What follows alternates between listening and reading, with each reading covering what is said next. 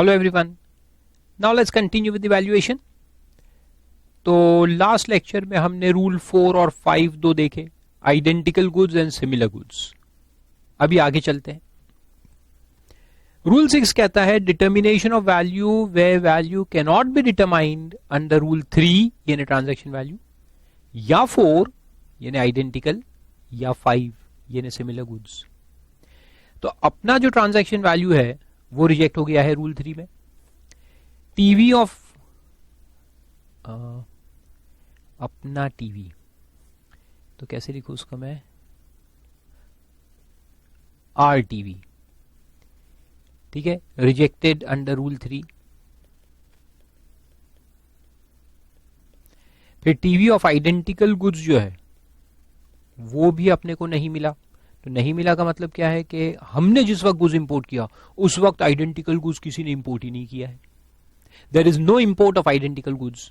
तो रूल 3 यानी कि रूल 4 फेल हो गया. चलो आइडेंटिकल नहीं तो सिमिलर गुड्स तो किसी ने किया होगा. ढूंढने निकले हम कि भैया सिमिलर गुड्स किसी ने किया है क्या, मगर वो भी नहीं मिला. So no one has imported similar goods at or about the same time as we have imported the goods. तो rule 5 has also failed. तो अपना टीवी रिजेक्ट हो गया है, आइडेंटिकल गुड्स मिले नहीं, सिमिलर गुड्स भी नहीं मिले. तो अब क्या करें? तो देखो, कहता है कि if the value of imported goods cannot be determined under the provisions of rule 3, 4 and 5, the value shall be determined under the provisions of rule 7. और when the value cannot be determined under that rule, then under rule 8. तो पहले 7 को follow करना है और बाद में 8 पे जाना है. लेकिन प्रोविजो में लिखा है that at the request of the importer and with the approval of the proper officer, the order of application of rule 7 and 8 shall be reversed. यानी पहले 8 को अप्लाई कर सकते हैं और बाद में 7. Means we can go to 8 directly without applying 7. अगर हम एप्लीकेशन करें और ऑफिसर अप्रूव करे तो ऐसा हो सकता है. Means now what we'll do is, normal rule ये है, normal sequence is 7 and then 8. But at the application of the assessee and with the approval of the officer, you can apply 8 first. And then if not possible, then go to 7.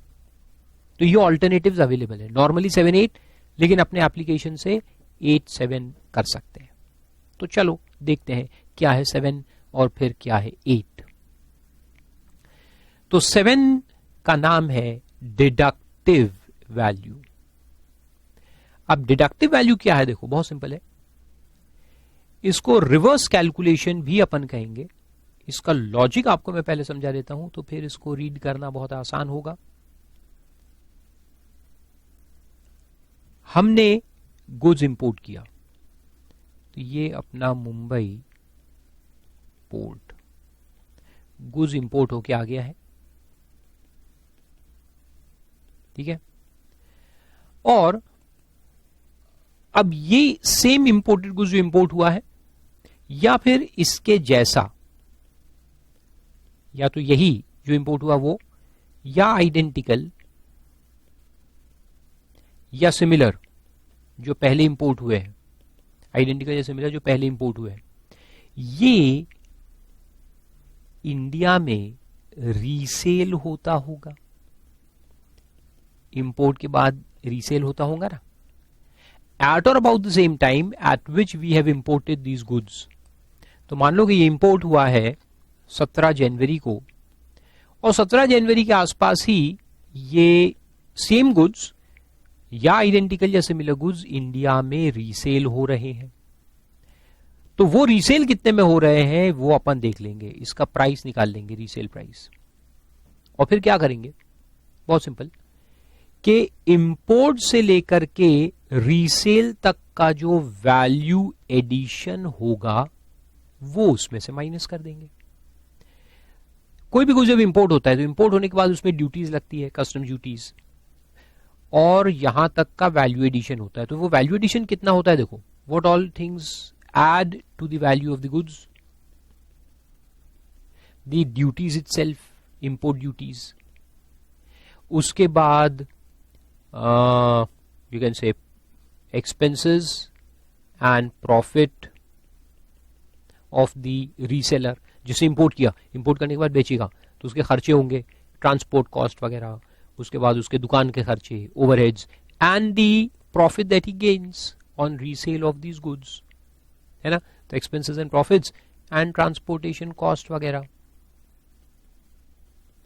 तो ये सब खर्चे जो है they add to the value of the goods. तो अपने को क्या करना है, अपने को रिवर्स कैलकुलेशन करना है, अपने को ये प्राइस निकालना है, लोकल सेल प्राइस कितना हुआ ये अपने को निकालना है, और इसमें से ये वैल्यू एडिशंस को माइनस कर देना है। So resale price less these value additions will give us the deductive value. तो उल्टा करना है, रीसेल प्राइस लेना है, उसमें से माइनस कर देना है, तो अपने को वैल्यू मिलेगा। Now this value should be the normal import price. तो ये जो इंपोर्टेड गुड्स आए उसका वैल्यू फिर इसको अपन ले लेंगे। आए समझ में? रिवर्स कैलकुलेशन, गुड्स को इंपोर्ट करो फिर उसको बेचो। अब आइडेंटिकल का लेना, सिमिलर का लेना, या अपन ने जो अभी इंपोर्ट किया उसका लेना, कौन सा लेना चाहिए, तो वो डिपेंड करेगा सिचुएशन टू सिचुएशन। ये गुड्स जो अभी हमने इंपोर्ट किए, अगर ऐसे ही गुड्स पहले इंपोर्ट हुए थे, मान लो हमने ही किए थे या किसी ने किए थे, और वो आज बिक रहे हैं, तो उसको भी ले सकते हैं। लेकिन मान लो कि हमने जो गुड्स इंपोर्ट किए, ये गुड्स इंडिया में फर्स्ट टाइम किसी ने इंपोर्ट किए हैं, आज के पहले कभी ये गुड्स इंपोर्ट हुए ही नहीं है, तो बिकते भी नहीं होंगे। अब हुए ही नहीं तो बिकेंगे कैसे? तो फिर अपन क्या करेंगे, एक कॉन्सेप्ट है जो हमने पढ़ा था ना, प्रोविजनल असेसमेंट। तो यहां फिर अपन ऑफिसर को अप्लाई करेंगे for provisional assessment. Provisional assessment duty भर के, जो भी वो बोलेंगे वो ड्यूटी भर देंगे, बॉन्ड वगैरह फाइल कर देंगे, और फिर वो गुड्स को रिमूव करके अपन बेचेंगे, और बेच करके प्राइस मालूम पड़ जाएगा। फिर वो जो प्राइस मालूम पड़ जाएगा तो उससे रिवर्स कैलकुलेशन करके डिडक्टिव वैल्यू निकालेंगे, और डिडक्टिव वैल्यू निकाल के फिर वो जो प्रोविजनल हुआ था असेसमेंट उसको फाइनलाइज करेंगे। तो वो भी हो सकता है इसमें, जो गुड्स अपन लाए उसी को बेचेंगे, पहले रिमूव करवा लेंगे प्रोविजनल असेसमेंट के अंदर, रूल 18 सेक्शन 18 याद है ना।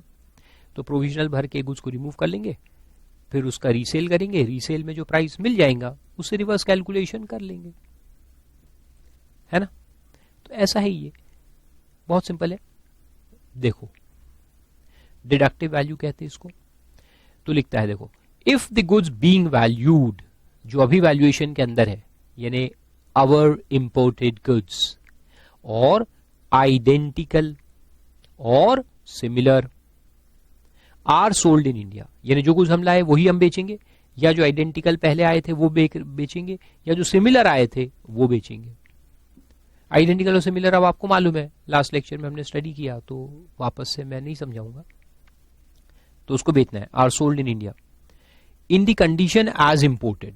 पहला पॉइंट है, जिस कंडीशन में आए उसी कंडीशन में बिक रहे हैं, यानी उसमें कोई मैन्युफैक्चरिंग कोई प्रोसेसिंग नहीं हुआ है, जैसे आए वैसे ही बिक रहे हैं। बहुत अच्छी बात है।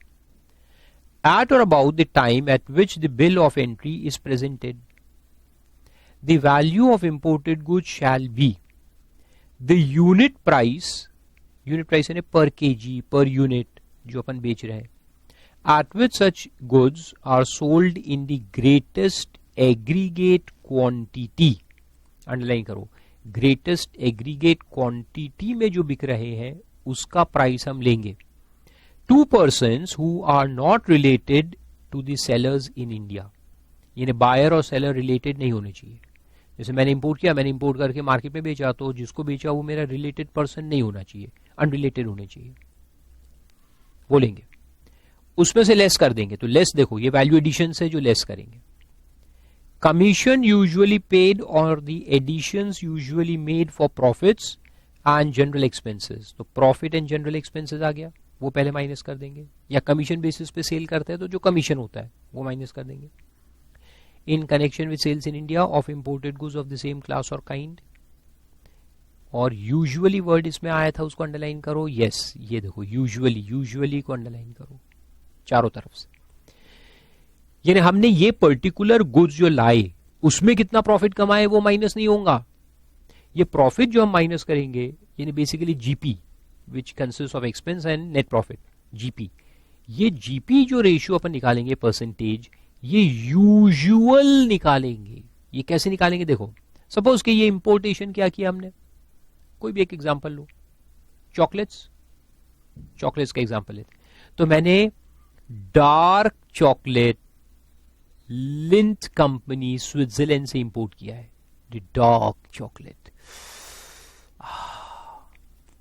और उसको बेचा इंडिया में।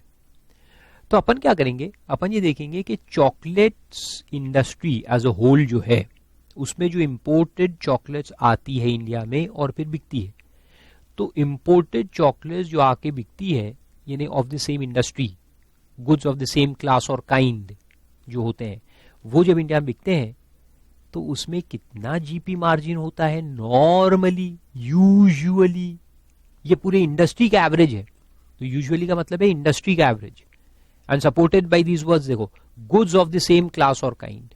तो हमने जो गुड्स लाए उसको कितने में बेचा प्रॉफिट में, वो नहीं देखेंगे, लेकिन हम जो गुड्स लाए वो जिस इंडस्ट्री को बिलोंग करते हैं, चॉकलेट इंडस्ट्री, तो वो चॉकलेट इंडस्ट्री की जो सारी चॉकलेट्स आती है इंपोर्ट होके और बिकती है, उसका यूजुअल प्रॉफिट मार्जिन कितना होता है, वो अपने को तो प्रॉब्लम में दिया रहेगा, रियल लाइफ में निकालना पड़ता है, लेकिन अपने को प्रॉब्लम में दिया रहेगा, उसको अपन माइनस करेंगे, goods of the same class और काइंड। ठीक है।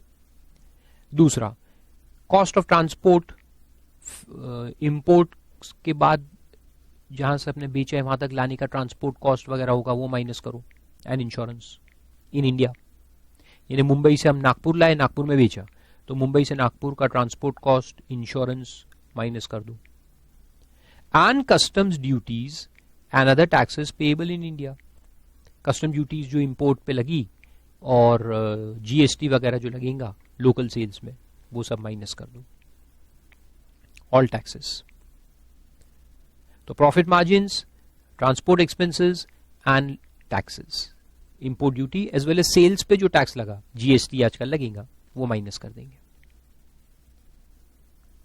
तो ये माइनस करके जो अपने को मिलेगा वो रहेगा, यानी अब जो बैलेंस आएगा, that will be called as the DV, deducted value. फिर उसके बाद एक पैराग्राफ है, उसमें लिखा है कि अगर एट द टाइम कोई सेल नहीं है, हमने 17 जनवरी को इंपोर्ट किया, 17 जनवरी को ऐसा कोई गुड्स इंडिया में नहीं बिक रहा, क्योंकि हमारा ही पहला इंपोर्ट है, इसके पहले किसी ने इंपोर्ट किया ही नहीं, तो बिकेगा कैसे?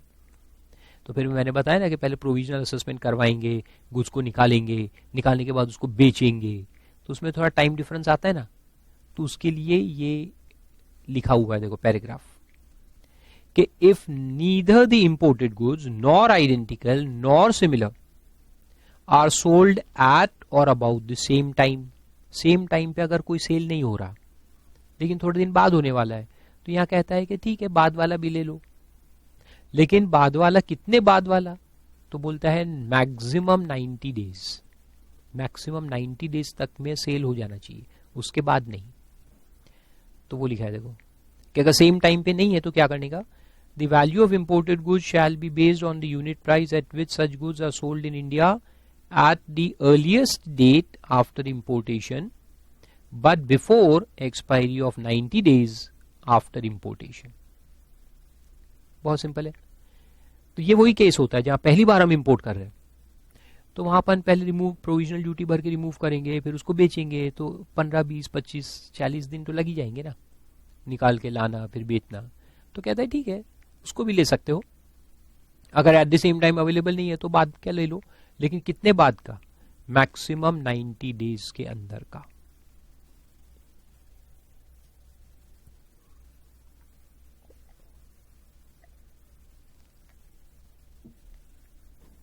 यहां तक क्लियर हुआ पॉइंट? Very good. फिर उसके बाद एक पॉइंट है, अच्छा लेकिन बाद में जाने के पहले एक वो बता दूं, ग्रेटेस्ट एग्रीगेट क्वांटिटी वाला जो पॉइंट है ना, वो अपन पहले पढ़ लेते हैं। तो वो उसका मतलब क्या है, देखो ग्रेटेस्ट एग्रीगेट क्वांटिटी कैसे निकालते हैं। अपन ने इंपोर्ट कब किया, 17 जनवरी को, जिसका वैल्यू अपने को निकालना है, एसोसिएबल वैल्यू निकालना है। तो अपन लोकल सेल्स जो देखेंगे local sales of same identical और similar goods. तो वो बोला है ना at or about the same time. देखो यानी बेसिकली तो 17 जनवरी को ही देखेंगे. तो 17 जनवरी को हमने देखा कि इंडिया में यही इंपोर्टेड गुड्स बिक रहा है क्या, तो मिले कुछ सेल्स मिले अपने को. तो वो सारे सेल्स जो मिलेंगे उसको अपन देखेंगे, एनालाइज करेंगे. तो एक सेल मिला 1200 क्वांटिटी का, यानी 1200 यूनिट का एक सेल मिला एट 23 पर यूनिट. फिर एक मिला 2000 यूनिट का एट 36 पर यूनिट. फिर एक मिला कम ज्यादा जो भी है यूनिट प्राइस लेने का अपने को. फिर एक मिला 3000 unit eight 21 per unit.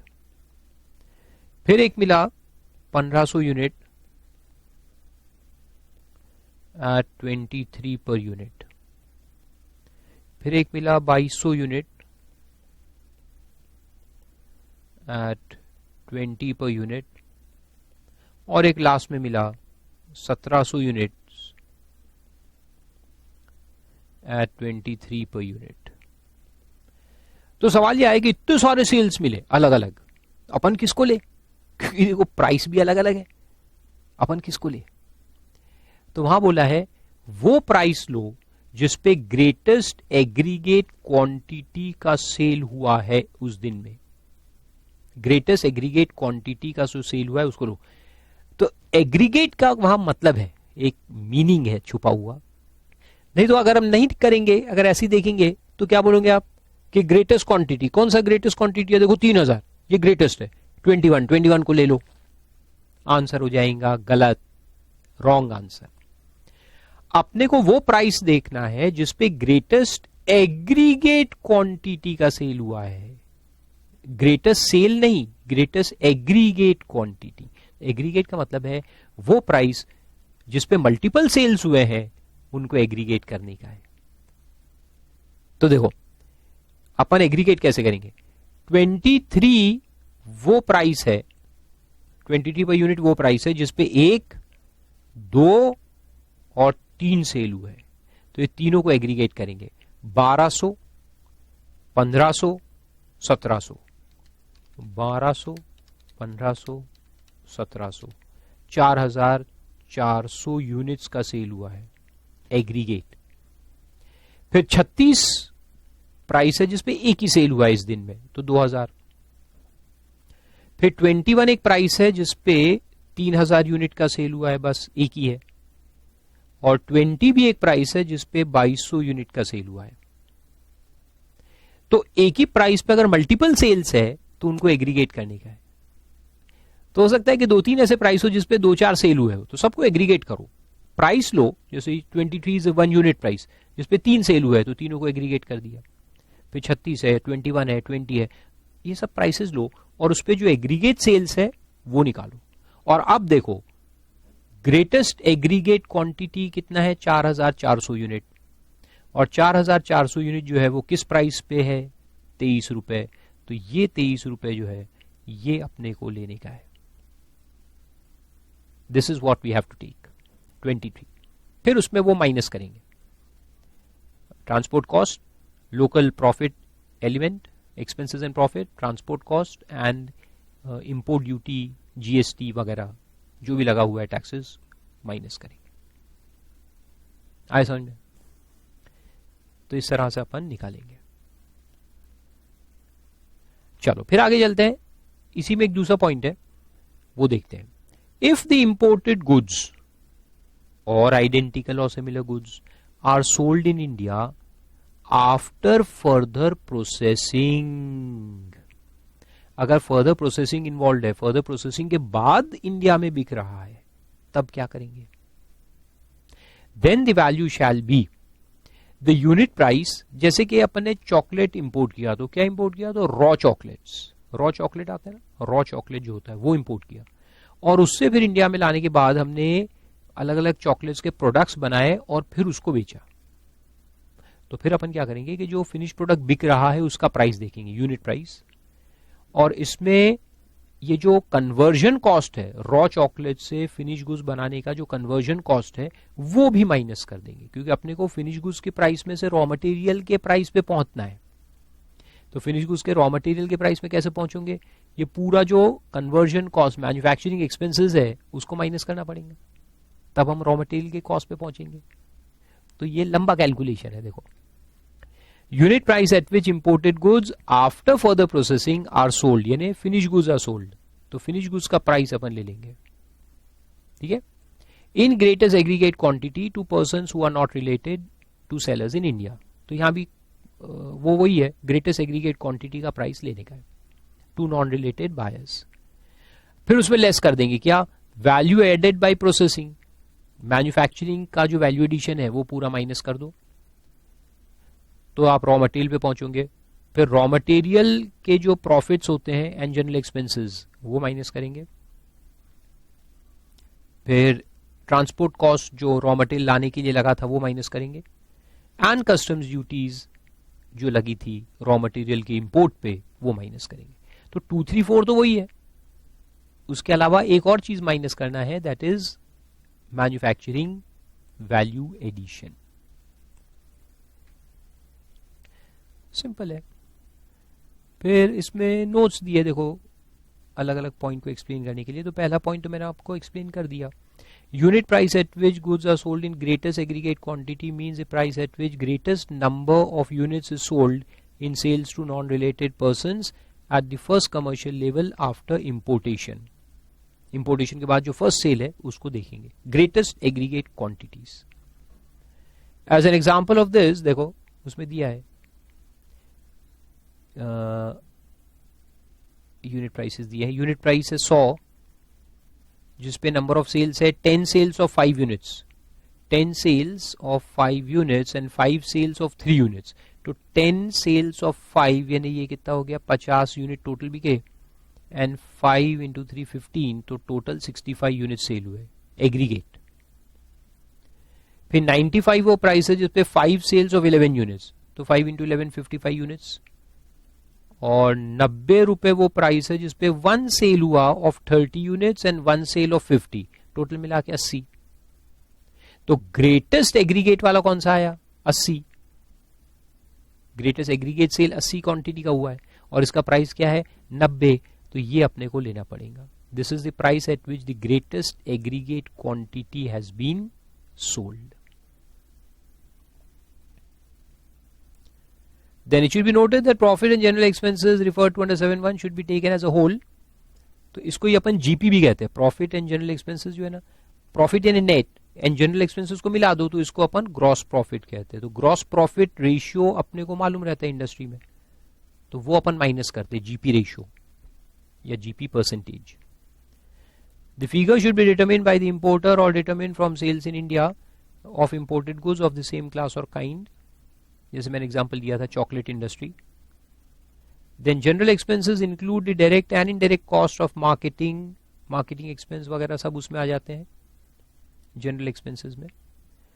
Then local taxes payable by reason of sale of goods for which a deduction is not made under the provisions of 713 shall be deducted under 711। Local taxes जो लगते हैं ना, जैसे GST अभी लगेगा, पहले sales tax लगता था, अभी जीएसटी लगेगा, वो भी माइनस होगा, that will be reduced. General expenses में उसको माइनस करेंगे।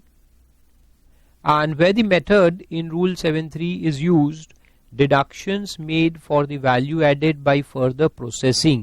7.3 यानी भी जो लेटेस्ट वाला देखा अपन ने, further process करके फिर अपन जो बेचते हैं, shall be based on objective and quantifiable data relating to cost of such work. Accepted industry formulas, recipes, methods of construction and other industry practices would form the basis of calculations. Obviously, ये सब बहुत technical है, exam के लिए काम के नहीं है। And it is recognized that the method of valuation provided in 7.3 would normally not be applicable when, as a result of further processing, the imported goods lose their identity. अगर imported goods ऐसा है कि जिसकी पूरी identity loss हो जाती है, for example शक्कर इंपोर्ट किया और उससे चॉकलेट्स बना के बेचे, और तो चॉकलेट जब बनाते हैं तो उसमें शक्कर दिखती है क्या कि कितनी है, तो आप ये रिवर्स कैलकुलेशन कर सकोगे क्या, पॉसिबल इतनी है। चॉकलेट्स की कीमत में से शक्कर की कीमत कहाँ से निकलेंगी, पागल है क्या, नॉट पॉसिबल। ये सिर्फ उस केस में पॉसिबल होता है जहां माइनर प्रोसेसिंग होता है, जैसे कि लकड़ी लाए फर्नीचर बना के बेचे, तो अपने को मालूम है कि कितनी लकड़ी लगी फर्नीचर बनाने में, डायरेक्ट कैलकुलेशन हो सकता है, तो वहां पर ये रूल लगेगा 7(3). तो ऐसा है।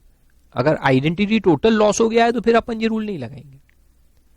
However, there can be instances where, although the identity of imported goods is lost, the value added by processing can be determined accurately without unreasonable difficulty. अगर ऐसा है कि ठीक है आइडेंटिटी लॉस हो गई है लेकिन आप वैल्यूएशन कर सकते हो, वैल्यू एडिशन निकाल सकते हो, फिर अपन लगा सकते हैं rule. On the other hand, there can also be instances where imported goods maintain their identity but form such a minor element in the goods sold in the country of importation that the use of this valuation method would be unjustified. For example, screw. अब furniture की बात की ना मैंने, तो लकड़ी भी import किए, स्क्रू भी इंपोर्ट किए, स्क्रूज इंपोर्ट किए। अब स्क्रू का वैल्यूएशन मेरे को करना है, तो स्क्रू इंपोर्ट करके फर्नीचर में लगाए, स्क्रू का वैल्यूएशन चालू है। अब आप बताओ मेरे को कि फर्नीचर सोफा बना के बेचा, सोफे की कीमत है 50,000 रुपए, अब उसमें से डिडक्टिव वैल्यू मेथड अप्लाई करके स्क्रू की वैल्यू पे पहुंच सकते क्या अपन? नहीं। हालांकि स्क्रू दिख तो रहा है, हमें मालूम भी है कि भाई 50 स्क्रू लगे हैं सोफे के अंदर, लेकिन वो 50 स्क्रू जो लगे दिख भी रहे, मगर सोफे की वैल्यू से स्क्रू की वैल्यू पे पहुंचना नामुमकिन है, इम्पॉसिबल है। इतना minor, they form such a minor element that it is not possible, not justified, तो उसको रिजेक्ट कर देंगे। Rule 7 will be rejected in that case. तो इसलिए लिखा है कि केस बाय केस बेसिस पे आपको दिमाग लगा करके, कॉमन सेंस लगाकर ये वैल्यूएशन मेथड लगाने का है। इफ फीजिबल यू अप्लाई, और अगर फीजिबल नहीं है तो फिर ये रूल लगाएंगे या नहीं, और नहीं लगेगा तो क्या करेंगे, फिर 7 को रिजेक्ट करके 8 में जाएंगे। तो चलो 8 में चलते हैं। तो देखो रूल 8 अब क्या कहता है। रूल 8 कहता है कंप्यूटेड वैल्यू। ये अब डिडक्टिव का उल्टा है, कंप्यूटेड वैल्यू। इसका भी लॉजिक देख लो आप। इसमें क्या करेंगे कि ये यूएसए से गुड्स बन के आ रहा था, इंडिया में इंपोर्ट हो रहा था, ठीक है। तो अब अपन इंडिया में रीसेल नहीं देखेंगे, अपन यूएस चलेंगे। चलो यूएस जाते हैं। तो अगर मैं कोई सीए के आर्टिकल हूं और ये वैल्यूएशन चालू है क्लाइंट का, तो मैं तो यही बोलूंगा कि अब देखो अपन रूल 8 अप्लाई करते हैं, मेरे को यूएस भेजो, मैं वहां जाता हूं। यहां पे जो प्रोडक्शन हो रहा है गुड्स का यूएसए के अंदर, उसका कॉस्ट निकालता हूं, कॉस्ट ऑफ प्रोडक्शन निकालता हूं, उसमें ऐड करता हूं नॉर्मल जीपी जो चार्ज होता है जब ऐसे गुड्स एक्सपोर्ट होते हैं इंडिया के लिए, तो वहां उस कंट्री का जो नॉर्मल जीपी है of the goods of the same class और काइंड, वो मैं ऐड कर दूंगा। यूजुअल जो होता है वो गुड्स के लिए वो ऐड कर दूंगा। तो मेरे को मिल जाएगा जो प्राइस पे गुड्स एक्सपोर्ट होने चाहिए, प्लस लोकल फ्रेट वगैरह जो वहां का लगा, एंड इंश्योरेंस, तो अपने को एफओबी मिलेगा। उस एफओबी में फिर अपन अपना जो इंटरनेशनल फ्रेट इंश्योरेंस है वो ऐड कर देंगे। ये जो इंटरनेशनल फ्रेट इंश्योरेंस लगता है वो ऐड कर देंगे, तो अपने को सीआईएफ मिल जाएगा, which is the accessible value. CIF जिस पे गुड्स इंडिया में इंपोर्ट होने चाहिए थे, तो बस ये मिल गया, इसको यहां पे लगा दूं। तो इसको कहते हैं कंप्यूटेड वैल्यू। क्या कहते हैं? Computed value.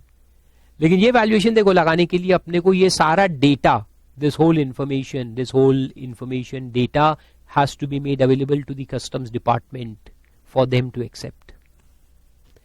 तो ये तभी पॉसिबल है जब यहां का डेटा हम यहां लाके कस्टम डिपार्टमेंट को दे सकते हैं। तो अगर ये अपना होल्डिंग कंपनी है, सब्सिडरी है, अपना ही है, सिस्टर कंसर्न है, तो फिर ये डेटा अपने को मिलेगा। लेकिन अगर ये कोई दूसरा आदमी है तो अपने को डेटा देगा क्या उसका कॉस्ट ऑफ मैन्युफैक्चरिंग का? नो, तो फिर ये रूल नहीं लग सकता। तो ये रूल का भी लिमिटेशंस है। लिमिटेशन है अवेलेबिलिटी ऑफ डेटा।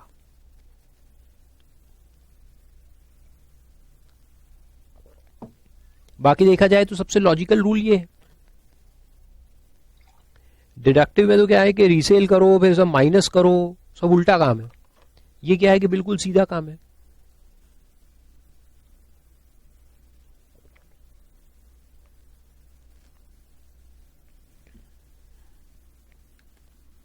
है ना। तो बहुत सिंपल रूल है ये। देखो उसका थियरी में क्या बोलता है, value of imported goods shall be based on computed value which shall consist of the sum of, sum यानी aggregate of what, cost or value of materials and fabrication or other processing employed in production of imported goods, यानी cost of production, raw material, labor सब add करके cost of production निकालो। then amount of profit and general expenses यानी GP, expense और profit उसमें add कर दो, equal to that usually reflected in sales of goods of the same class or kind as the goods being valued which are made by producers in that country of exportation for export to India। यानी US से जब ये लोग export करते हैं India यही goods, similar goods of the same class, तो कितना प्रॉफिट मार्जिन रखते हैं ये ऐड कर दो, और फिर फ्रेट एंड इंश्योरेंस ऐड कर दो up to the port of importation. New York से बॉम्बे का फ्रेट एंड इंश्योरेंस ऐड कर दो, सिंपल। सबसे सिंपल रूल है रूल 8। और फिर लास्ट में रूल 9 आता है रेसिडुअल मेथड।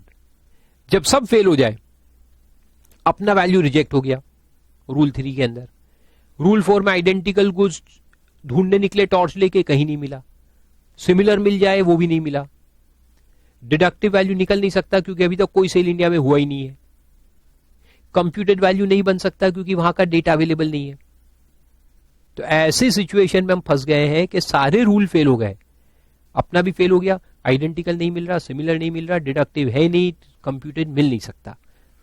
अब करे तो करे क्या, तो फिर रूल 9 में आना पड़ता है residual method, best judgement assessment. तो क्या कहता है देखो, where the value of imported goods cannot be determined under the provisions of any of the preceding rules, the value shall be determined using reasonable means consistent with the principles and general provisions of these rules and on the basis of data available in India। तो अब देखो कि जो भी data available है उसके basis पे सारे प्रिंसिपल्स को मद्देनजर रखते हुए आप एक मेथड खुद इवॉल्व करो और वैल्यूएशन निकालो। जैसे रहता है ना कि अपने को बिरयानी बनानी है तो उसकी इंग्रेडिएंट्स चाहिए, तो कुछ है कुछ नहीं है।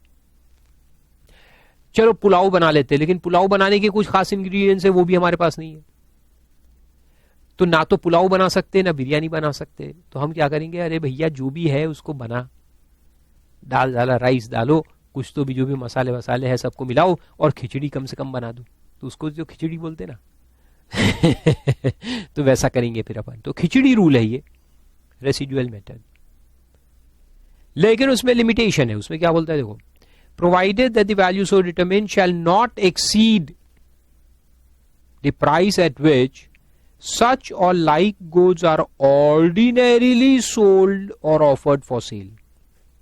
ये नहीं गुड्स ऑर्डिनरीली इंपोर्ट में अवेलेबल है, फॉरेन से अपने को लाना है, सप्लायर्स है, उनसे पूछा कि भाई आप कितने में देंगे, उन्होंने बोला 70 में देंगे, तो 70 रुपए में नॉर्मली आ सकता है, लेकिन ये वैल्यूएशन मेथड से जो वैल्यू निकली वो है 90, तो क्या अपन 90 पे एक ड्यूटी पे करेंगे?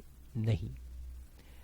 तो ये रूल में जो वैल्यू आप निकालोगे वो ऑर्डिनरी प्राइस जो होता है, पहला पॉइंट जो है वो ऑर्डिनरी प्राइस की बात कर रहा है, ऑर्डिनरीली सोल्ड और ऑफर्ड फॉर सेल। सोल्ड यानी एक्चुअल या इवन ऑफर्ड फॉर सेल। तो कोटेशंस बुलाएंगे फॉरेन एक्सपोर्टर्स से और बोलेंगे भैया आप कितने में दोगे हमको, तो सबने कहा 70 में देंगे, 50 में देंगे, 60 में देंगे, ये रेंज में आ रहा है। और ये रूल लगाकर 90 आ रहा है तो 90 नहीं लेंगे, बिल्कुल नहीं। Second, for delivery at the time and place of importation, यानी ये जो प्राइस है सब कंडीशन से एक साथ है कि फॉरेन से जो कोटेशन लेंगे अपन तो उसमें सारे कंडीशन फुलफिल होने चाहिए। क्या कि वो कहां का डिलीवरी का प्राइस होना चाहिए, at the time and place of importation यानी कि Mumbai port, in the course of international trade यानी ऐसा नहीं कि डोमेस्टिक गुड्स का कोटेशन दे दिया, no no no, import international trade में होना चाहिए. Where the seller or buyer have no interest in the business of each other and the price is the sole consideration for sale or offer for sale. ये जो price quote किया गया है वो clean price है, उसके अलावा कुछ नहीं है, होल एंड सोल है, इन the course of international trade है, फॉर इंपोर्टेशन इनटू इंडिया है. तो वो जो प्राइस होगा ऑर्डिनरी प्राइस कहते हैं हम इसको, this is called as ordinary price. इससे ज्यादा नहीं होना चाहिए. तो ये वैल्यूएशन मेथड में जो आप निकालोगे वो इससे ज्यादा नहीं होना चाहिए.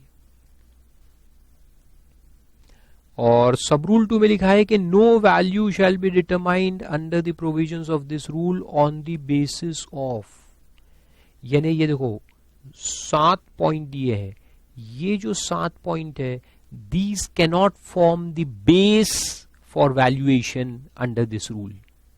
यानी इन चीजों पे भरोसा करके हम वैल्यूएशन नहीं निकाल सकते इस रूल के अंदर, इसको बेसिस नहीं मान सकते.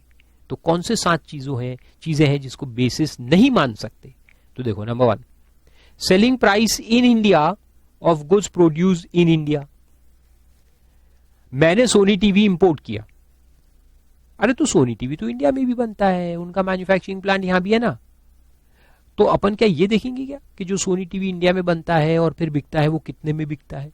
क्या उसको बेस ले सकते हैं? नहीं, बिल्कुल नहीं ले सकते. Second, a system which provides for the acceptance for customs purposes of the highest of the 2 alternative values. यानी ऐसा कोई सिस्टम जिसमें कि ये या ये कोई भी हाईएस्ट ले लो, 2 मेथड से निकाला और जिसमें हाईएस्ट आएगा वो ले लेंगे. नहीं नहीं नहीं. Then the price of the goods on the domestic market of the country of exportation. Domestic market of country of exportation. मैं टीवी कहां से लेके आया? जापान से. तो क्या अपन जापान जाके देखेंगे क्या कि यही मैन्युफैक्चरर जापान में कितने में बेच रहा है? नहीं नहीं नहीं. अपने को इंटरनेशनल ट्रेड का चाहिए, जापान से इंडिया का प्राइस चाहिए, जापान का लोकल प्राइस नहीं चाहिए. तो अपना डोमेस्टिक भी नहीं चलेगा, उनका डोमेस्टिक भी नहीं चलेगा. फिर cost of production other than computed value which have been determined for identical और similar goods in accordance with provisions of rule 8. Rule 8 में जो अपन ने देखा कंप्यूटेड वैल्यू निकालने का, वो निकाला है तो ठीक है, लेकिन उसके अलावा कोई दूसरा मेथड अगर है कॉस्ट ऑफ प्रोडक्शन निकालने का तो नहीं चलेगा. Then price of the goods for export to a country other than India. Japan से एक सेल हुआ मलेशिया के लिए, उसका प्राइस मालूम है, जापान से मलेशिया, तो वो प्राइस अपन यहां ले सकते क्या? नहीं. अपने को चाहिए जापान से इंडिया लाने का price, not Japan to Malaysia. Then minimum customs values. Minimum custom values एक कॉन्सेप्ट है कि जिसमें ऑफिसर कहेगा कि भाई कस्टम के लिए आपको इतना तो देना ही पड़ेगा, इतना तो मानना ही पड़ेगा. तो ये क्या करते हैं कि कस्टम वाले एक बुक मेंटेन करते हैं जिसमें उनके ऑर्डिनरी प्राइसेस बहुत सारे गुड्स के लिखे रहते हैं कि भाई टीवी, तो टीवी का नॉर्मल प्राइस 50,000 होना चाहिए. तो जब भी 50 से नीचे कोई लेके आता है तो उनका शक पैदा होता है, फिर वो क्रॉस एग्जामिन करते हैं कि क्यों ये कम में आ रहा है. तो हमारे केस में ऐसा बोल सकता है क्या कि नहीं, हमारे बुक के हिसाब से देखो 50,000 है तो आप 50,000 तो लेना ही पड़ेगा, ऐसा बेसिस ले सकते क्या? नहीं. Wrong wrong, that is wrong. और एनी अदर आर्बिट्ररी और fictitious values, any other arbitrary और फिक्टिशियस वैल्यूज भी वो नहीं निकाल सकते. तो इतना नहीं करेगा. और जो नॉर्मल तो हो नहीं रहा, नॉर्मल हो नहीं रहा तभी तो इस रूल में आए अपन. तो इस रूल में आया, फिर भी बोलता है कि ये सब मत करो, तो फिर करेगा क्या? I don't know. इसलिए ऊपर में लिखा है रीजनेबल मीन्स. समझ गए ना? यानी ऑन पेपर कुछ नहीं हो सकता, जो भी होगा वो अंदर हैंड होगा. और लास्ट में रूल 11 है, पढ़ने की जरूरत नहीं है. Declaration bye importer. आपने को सारे डॉक्यूमेंट्स डिक्लेरेशन देने पड़ते हैं, वो लिखा है. इट्स प्रोसीजरल रूल, कोई काम का नहीं है, एक बार पढ़ के छोड़ देना. और फिर नीचे समरी दिया है कि value of goods as stated in the invoice अपन लेंगे, फिर रूल 10(1) के एडजस्टमेंट करेंगे तो अपने को मिलेगा and less post importation charges if any अगर है तो उसको माइनस करेंगे. ट्रांजैक्शन वैल्यू एफओबी मिलता है. एफओबी में फिर अपन ऐड करते हैं फ्रेट यानी transportation cost and handling charges, जो कि इंपोर्टेशन बाय वेसल और व्हीकल, व्हीकल यानी बाय रोड ट्रांसपोर्ट या वेसल से आता है. एक्चुअल मालूम है तो एक्चुअल, नहीं तो 20% ऑफ एफओबी लेते हैं. और एयर में क्या है, एक्चुअल मालूम है लेकिन अगर वो 20% से ऊपर है तो उसको रिस्ट्रिक्ट करते हैं, तो नॉट एक्सीडिंग 20% ऑफ एफओबी. और नहीं मालूम तो 20% ऑफ एफओबी लेंगे, वो ऐड कर देंगे. उसके बाद इंश्योरेंस लेंगे, एक्चुअल मालूम है तो एक्चुअल, नहीं मालूम तो 1.125%. करेक्ट. और ये मिला के अपने को मिल जाएगा CIF which is the accessible value. Simple है. फिर उसके बाद एक दो सर्कुलर दिए हैं, बहुत पुराने हैं, कोई खास काम के नहीं है, लेकिन एक बार पढ़ लेते चलो. Valuation of goods remove from 100% EOU to DTA. एक छोटा सा क्लैरिफिकेशन है. EOU जब DTA में गुड्स रिमूव करता है तो उसके अंदर अपन कस्टम ड्यूटी लगाते ना, तो उसके लिए यानी लगता एक्साइज ड्यूटी है लेकिन उसको डीम करते हैं as if it is import. और अभी तो GST आ गया है तो वैसे भी एक्साइज का कॉन्सेप्ट है ही नहीं अभी, तो इसलिए कोई खास काम के नहीं है, एक बार पढ़ के छोड़ दो. Clarifies that value of the goods cleared from 100% EOU to a depot or for sale thereof to domestic tariff area is affected through consignment agents will have to be determined by sequential application of Rule 3 to 9 of Custom Valuation Rules. In simple words, एक EOU जब DTA में goods को remove करेगा तो अपन valuation custom valuation के हिसाब से करेंगे. सिंपल.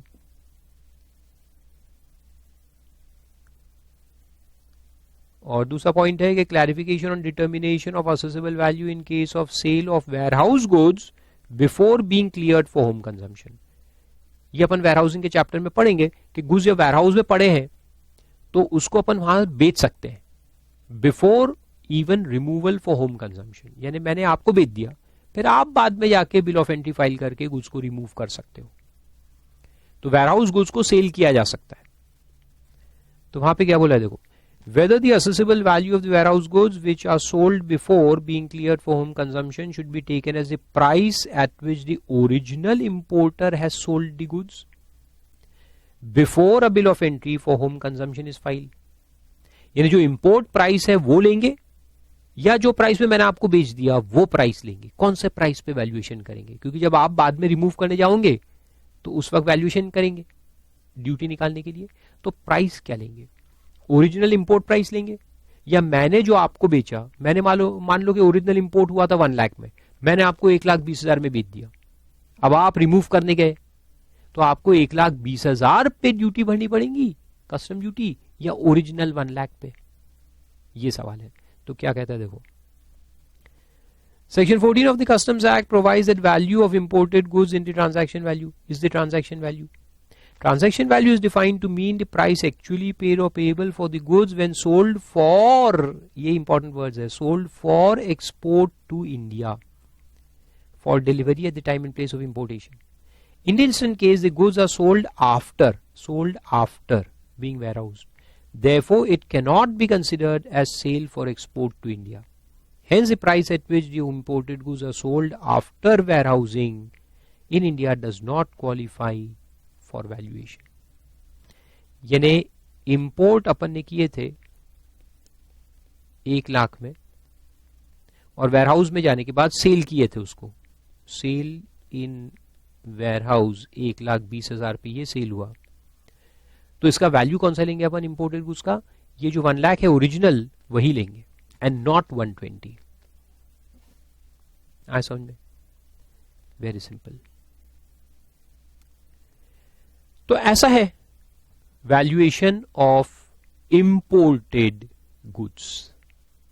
ओके, फिर अगला चैप्टर देखते हैं वैल्यूएशन ऑफ एक्सपोर्ट गुड्स. बहुत सिंपल रहता है ये, फटाक से 5 मिनट में देख लेते हैं. एक्सपोर्ट गुड्स में क्या है, उल्टा है. अपन इंडिया से गुड्स एक्सपोर्ट कर रहे हैं तो अपने को FOB प्राइस चाहिए रहती है at the place of exportation. तो at the place of exportation यानी क्या, देखो ये मुंबई पोर्ट है, जहां से गुड्स एक्सपोर्ट होगा टू न्यूयॉर्क पोर्ट। तो अब उल्टा है, यहां से जा रहा है गुड्स, तो अपने को जो वैल्यू है वो अपना प्लेस ऑफ एक्सपोर्टेशन का वैल्यू चाहिए। Value is for delivery at place of exportation, जिसको अपन क्या बोलेंगे, यहां पे जो प्राइस रहता है उसको क्या बोलेंगे, FOB प्राइस। तो अपने को FOB प्राइस चाहिए रहता है। तो मान लो कि अपन गुड्स यहां कहां से ला रहे हैं, तो दिल्ली से ला रहे हैं या नागपुर से ला रहे हैं। नागपुर में हमारा मैन्युफैक्चरिंग प्लांट है, यहां से अपन गुड्स को मुंबई पे लेके आएंगे और यहां से फिर शिप में डाल देंगे, फिर ये शिप लेके जाएगा। तो यहां से नागपुर से यहां तक का जो ट्रांसपोर्ट कॉस्ट है, फ्रेट, इंश्योरेंस वगैरह, पूरा वैल्यू एडिशन वो इंक्लूड होगा। लेकिन एक बार यहां आ गया, FOB बन गया, तो इसके आगे का जो फ्रेट इंश्योरेंस है वो अपन इंक्लूड नहीं करेंगे। अपने को बस ये चाहिए FOB, value for delivery at the place of exportation, यानी कि मुंबई पोर्ट। तो एक्सपोर्ट में FOB लेते हैं, इंपोर्ट में CIF लेते हैं, एक्सपोर्ट में FOB। बस that is the only difference that you have to note. बाकी देखो बहुत सिंपल है। डेफिनेशंस में good of the same kind, ये तो वही डेफिनेशन तो वही रहता है जो कमर्शियली इंटरचेंजेबल हो। रिलेटेड पर्सन का डेफिनेशन दिया है, ये भी सेम ही है, तो उसको पढ़ने की जरूरत नहीं है। फिर determination of method of valuation, देखो the value of export good shall be the transaction value, तो पहले तो वही है, ट्रांजैक्शन वैल्यू ले लो। Transaction value shall be accepted even where buyer and seller are related provided that relationship has not influenced the price, वो भी same है। फिर रिजेक्शन, रिजेक्शन का रूल 8 है, यहां क्या कहता है देखो, When the proper officer has reason to doubt, इसमें भी वही है, डाउट अगर अराइज हो कि आपका प्राइस जो है वो बराबर नहीं है, तो फिर वो आपसे सवाल करेगा और आपको बोलने का मौका देगा, रीजनेबल अपॉर्चुनिटी देगा। If you are not able to remove his doubt and his doubt persists, then he will reject your value. And reasons for raising doubt जो है वो भी सिमिलर ही रहते हैं।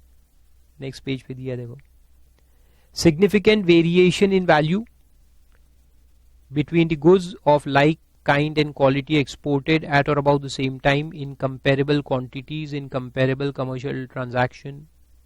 डिफरेंस है आपके प्राइस में और जो कमर्शियली सेम टाइप के गुड्स जो गए in comparable quantity, comparable commercial transaction, उसका प्राइस और आपका प्राइस बहुत डिफरेंस नजर आ रहा है। Then significant higher value compared to market value of the goods of the like kind, या misdeclaration of goods in parameters such as description, quality, quantity, year, production, etc. और फिर दिखता है कि अगर यहां रिजेक्ट होगा तो आपको 4 to 6 में चलना है कॉन्सिक्वेंटली, 4, 5, 6। तो क्या है ये 4, 5, 6? देखो 4 है कंपैरिजन मेथड, तो ये जो है ना 4, this is a combination of identical and similar goods.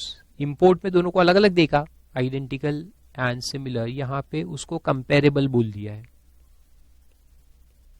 Rule वही है, सेम लॉजिक, कि जो प्राइस पे हमने गुड्स एक्सपोर्ट किया वो रिजेक्ट हो गया है, तो देखो कि कंपेरेबल गुड्स जो है आइडेंटिकल या सिमिलर वो किस प्राइस पे एक्सपोर्ट हुए, उसको निकालो, और उसके और हमारे बीच में अगर कोई डिफरेंसेस है तो उसको एडजस्ट करो। तो वो ये है, बहुत सिंपल है। कमर्शियल लेवल, क्वांटिटी वही रहता है, सेम लो, अगर डिफरेंस है तो उसको एडजस्ट करो। और फ्रेट इंश्योरेंस का डिफरेंस है डोमेस्टिक वाला, तो उसको एडजस्ट करो। वेरी सिंपल, मुझे नहीं लगता आपको कोई पढ़ने की जरूरत भी है, just apply the same logic. फिर कंप्यूटेड वैल्यू है यहां पे भी, तो इंडिया में जो लोकल प्रोडक्शन है, प्रोडक्शन कॉस्ट देखेंगे, उसमें प्रॉफिट मार्जिन ऐड करेंगे तो अपना कंप्यूटेड वैल्यू बन जाएगा।